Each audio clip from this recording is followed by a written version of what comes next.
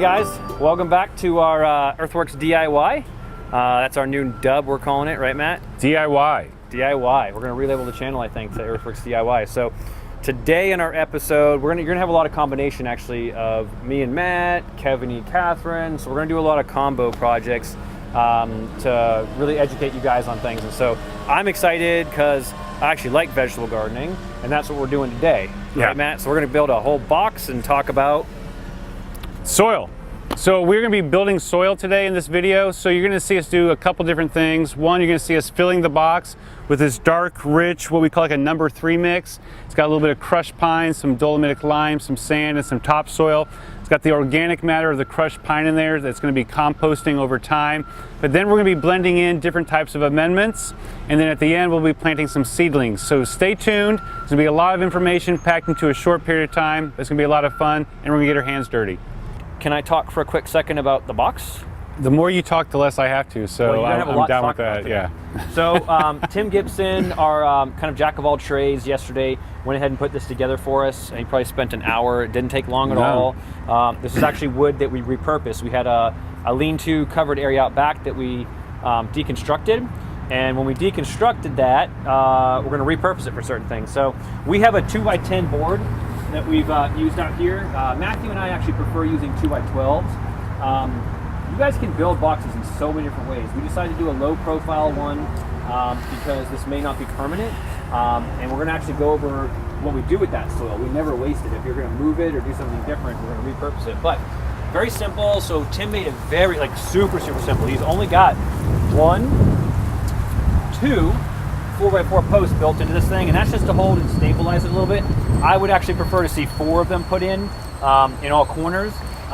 But what he's done is he has bolted these together, which is simple wood screws, and cut it to kind of fit this space. If you show them that bucket over there, we have a bucket. We're going to start with a bucket of number 3 mix, which is like kind of like a compost mix. It's not fully broken down, but it's dark, it's rich, holds water and moisture well, but doesn't stay wet for too long. Dark, crumbly. And we're going to add to this. We're going to add some soil amendments. We're going to add some nutrients. We're going to add some beneficial bacteria, some mycorrhizae. So this is going to be the foundation of our veggie box. Now you can plant directly in this and still get pretty good results, but I'm going to show you some ways to take your foundational soil for your vegetable garden to the next level. Every year you do this, every season you do this, you're going to keep amending the soil, and the soil just keeps getting richer and richer. We're not just thinking about the soil, but we're thinking about all the living things that are in the soil, and I'm going to be jump starting that. So if you've watched these videos before or watched our YouTube videos, we've talked about a few products that we use to get the soil jump started. So one of the first ones we're going to put in is the BioTone. So this is not only living organisms, but it's also the nutrient base to get the plants in the soil some food. This is the basis of basically all the planting we do, whether it's veggie garden or anything. So you can use it for any purpose. Yeah, 4 pounds and 100 square feet. So I'm gonna do about 1/3 of a bag because there's only about 30 square feet in here. So about 1/3 of a bag is all you need to use. You could put the whole thing in here and it's gonna be fine. You're not gonna burn your plants, there's no chemicals. It's just all organic food and then living organisms. So you're just turning the soil over, mixing it in, and then we'll go back through with the rake and we'll smooth things out again. But we're just getting the nutrients blended into the soil and dispersed throughout. Now, I also have earthworm castings. So worm poo, nutrient rich, very mild. We're also gonna put some earthworm castings in here. So I'm gonna open up this bag. I'm gonna put the whole bag in. It looks just like the dirt. Yeah, it's right here. They're like little pellets. They're little earthworm droppings. Itty bitty pellets, just like soil. All right, so, well, we're going to because we're adding multiple ingredients. You don't have to churn it all. I don't want to do layer at a time churning. That's a lot of work. All right. So we're also putting in some mushroom compost. Mushroom compost is an aftermarket product from the mushroom industry. So it's dark, rich, clumpy. We just had rain, so it's a little more moist than it usually is, but these bags breathe, and so it got a little clumpy, a little wet. How much? But, I would put about half the bag. Once again, you can't hurt by putting. No. You're just wasting at some point. Now technically Jason's walking in here, probably shouldn't. I'm gonna aerate it all again. All right, he's gonna fluff the soil. And then we're putting in the Happy Frog soil conditioner. All right, so this also has the good microbes, but this has bat guano and some more earthworm castings, but this is a really fine, light, loose, dark, rich mix. They call it soil conditioner. It's really great here in Northeast Florida for our sandy soil. And it's also good for clay soil. It's really good for any soil. But this is a nice, really fine, loose mixture. So we're gonna have this kind of toward the top and toward the surface of the soil. So this is the last thing we're putting in. So as he mixes this, it's okay if it gets mixed all throughout, but this is gonna be the last thing that we put in for today. Let's put the whole bag in here. So this is kind of an over the top. I mean, you can do this simply with the number 3 mix. If you have visited Earthworks in the past, you'll know that I had a vegetable garden in another part of the section for many years. And over time, I blended in just about every organic product that we had. And each year, the soil got better and better. It had this really distinct smell. It's a smell like the forest floor. Over time, the soil is going to age. It's going to mature. The microbes are going to go to work right away because there's a lot of organic matter in here. So there's bits and pieces of natural plant material in here, especially some crushed pine in there. And so the microbes are going to start breaking that down, which is going to release nutrients for the plants to use. All right, so let's go shop. I don't have everything that you could possibly grow. I really like mustards because they're a little bit spicier, kind of like that wasabi spice that you get. You go to a Japanese restaurant, kind of spicy in the nose, not so much on the tongue. Let's see, did I get cauliflower? Let me grab a couple cauliflower. All right, now the last thing that I usually do, and I do it very gently, I just kind of tamp down the soil just to make sure there's no major air pockets, because after a heavy rainfall or your first watering, sometimes you can have air pockets and the soil will kind of depress. So I just go over very lightly. It also helps make a uniform surface on the top. And that's mostly important when you're planting seed. If the soil is dry, it doesn't hurt for it to be moistened before you plant. However, all of this, we just got a lot of rain last night, so everything that we've put in here is pretty moist. And so what I do is I start by I always keep my tag and I put it where I'm gonna plant so I know what it is. But what I do is I take my fingers in between the plants to kind of support them, and I turn the cup upside down completely, and I just gently work this off. Okay, now we can see that we got roots all throughout, and all these roots are all interconnected, but I can safely divide this. So I usually just start by breaking it in half, like that. And I still retain most of the roots. And since there's 4, I'm gonna break it in half one more time. And so you're gonna have a little bit of root damage, but not too much actually, pretty good. All right, so I'm spacing these plants just about 6 inches apart. So there are recommendations both online on seed packages about how far you can plant things. I push mine a little bit close, okay? So this soil is so rich and so nutrient dense that these plants are gonna be competing a lot for nutrients, which is gonna give them an advantage. However, there is a fine line between planting them too close so they're not shading each other. But at the same time, I have found that you can get plants a little bit closer than even some of the ideal or recommended spacing. And when you have a small box, you will learn very quickly that the closer you space them and they can still grow successfully, the more food you're going to get out of your garden. So I'm planting these lettuces right now. And the nice thing about growing your own lettuce is that when you harvest, you don't harvest the whole head. Now you could, but as the plant grows, and I'm just placing these so that the crown, or where the plant comes out of the soil, is right at the surface and just slightly higher, just slightly, but right at the surface, not too low, because there's gonna be always some settling, so always air a little bit on the high side, just a pinch. But what's nice about harvesting your own lettuce is that you just harvest the older leaves, and the older leaves are the ones at the bottom.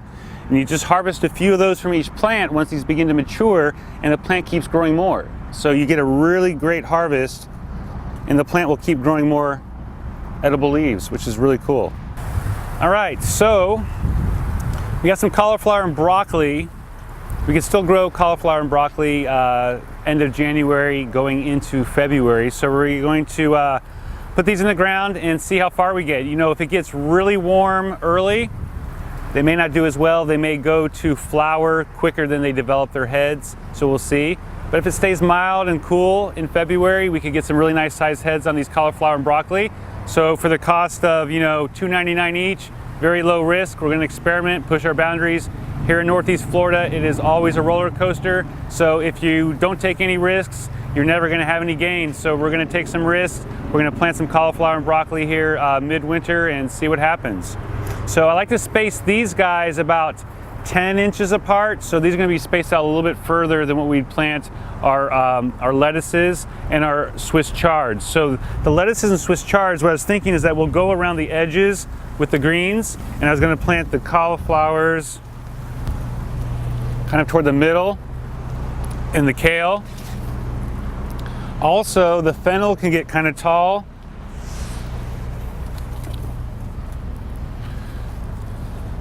Yeah, that's pretty good. Spinach doesn't get that tall. No, it stays low, so we'll plant it like one of the greens around the edge. Okay. Now, the only thing we're gonna have to do here to be careful is that these cauliflowers, if you've never grown cauliflower or broccoli, this is actually broccoli, this is cauliflower, they can get quite tall in the garden. So I'm gonna center them here and have the lower plants around the edge. They can get probably close to 3 feet tall, and not only do they get about 3 feet tall, the leaves get very big. But what's nice about cauliflower and broccoli leaves, which a lot of people don't know, is that they're just as edible as the floret that it makes on the top. So as they're growing, in some years you're gonna find that you get really great florets. A lot of it has to do with temperature, how you're feeding your plants. Cauliflower and broccolis tend to be a little bit on the heavy feeding side. So if you're not supplementing your boxes with a liquid nutrient like the fish emulsion, sometimes they're not going to get enough nutrients to grow that nice big cauliflower or broccoli head that you're used to seeing. But at the very least, the leaves are delicious. The leaves are so good, very, very good harvested fresh. So I'm going to separate these. I got 3 of them in here, and if I plant all 3 of them together this closely, they're going to crowd each other out. So I'm going to have to space them out. If I'm going to space them out,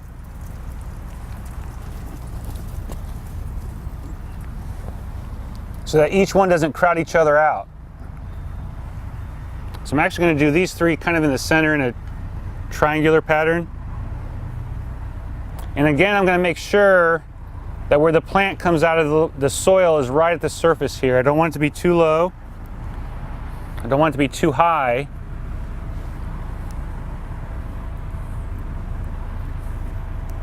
But right at the surface. So we're going to have some. This is the Calabrese broccoli right in the center.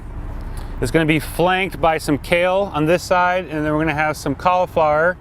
And this is the amazing cauliflower. I haven't ever grown the amazing variety before. We'll see just how amazing it really is.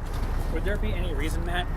Would there be any reason why maybe we go ahead and take some lettuce and plant them just straight from the pot so people can maybe see in the next the difference? Video? Yeah, the difference. When we don't space them out? Yeah. So yeah. Here we have the exact same lettuce. Let's do it. I love experimenting. Let's do that exact same thing, but not spread out. Yeah, and that way when we do a check-in later on, yeah. maybe 4 or 6 weeks later, we'll do another video because it'll be that time of year where we'll be turning over and doing another garden.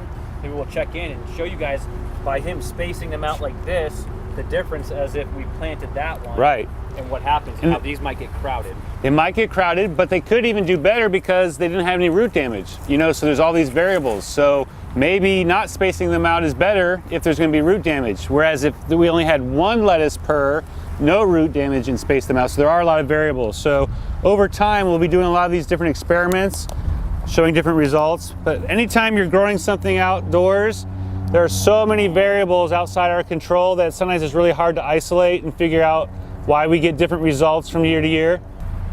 Now, a really nice winter herb is dill.